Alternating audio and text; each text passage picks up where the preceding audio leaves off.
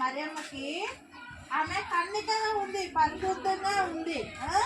అయితే దేవుడు ఆమెని పరిశుద్ధ ఆత్మ ద్వారా ఆమె గర్భంలో జన్మించాడు.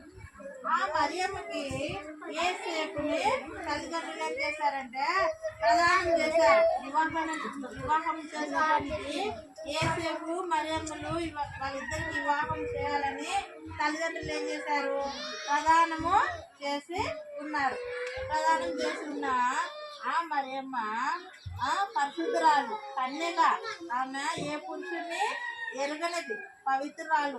అటువంటి పవిత్రురాలు గర్భంలో మన యేసయ్య పరిశుద్ధాత్మ ద్వారా జన్మించి ఉన్నాడు. కాబట్టి మనము అప్పుడు ఎట్లా వచ్చిందంటే, ఈమె ప్రార్థన చేసుకుంటూ ఉండగా ఒక గాబ్రియెల్ దేవదూత మరియమ్మ దగ్గరికి వచ్చింది. మరియమ్మ దగ్గరికి వచ్చి మరియమ్మతో మాట్లాడుతుంది.